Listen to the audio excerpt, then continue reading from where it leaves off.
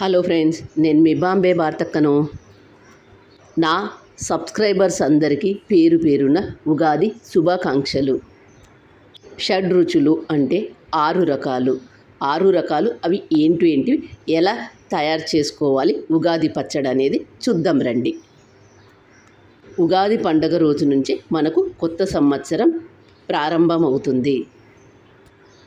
ఉగాది పచ్చడి ఇలా ఎందుకు చేస్తారు అంటే, వసంత ఋతువులో వచ్చే కొత్తగా చింతపండు, మామిడికాయలు, వేపపూత వీటన్నింటితో మనం ఉగాది పచ్చడి తయారు చేసుకుంటాము. కాలానుగుణంగా వచ్చే వాటిని తీసుకోవడం వల్ల ఆరోగ్యంగా కూడా ఉంటాము. ఇలా చేసిన ఉగాది పచ్చడిని దేవునికి సమర్పించుకోవాలి. మరి ఎలా తయారు చేద్దామో చూద్దాం రండి. నిమ్మకాయ సైజ్ అంతా చింతపండు, మిరియాలు 1 టేబుల్ స్పూన్, ఉప్పు చిటికెడు,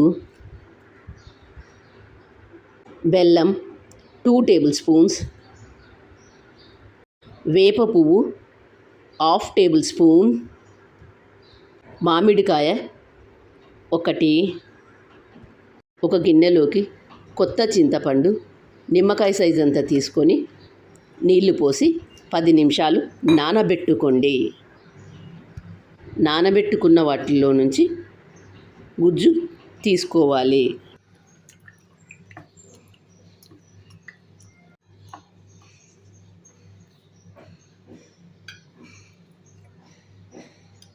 చిన్నగా ఉండే మామిడికాయ 1 తీసుకోండి.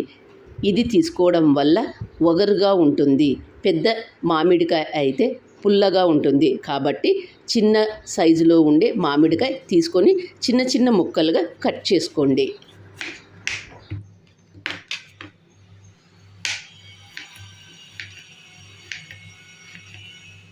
సన్నగా కట్ చేసుకున్న మామిడికాయ ముక్కలను ఒక గిన్నెలోకి తీసుకోండి. మిరియాలను కచ్చా పచ్చగా చేసుకోండి. చింతపండు గుజ్జు తీసుకున్న గిన్నెలోకి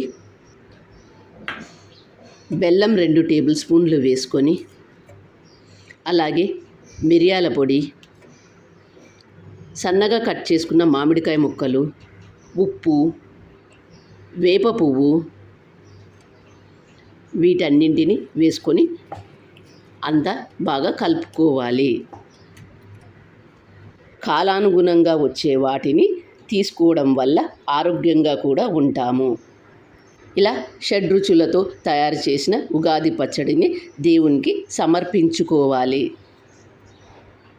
ఈ కొత్త సంవత్సరం అందరికీ బాగుండాలని కోరుకుంటున్నాను.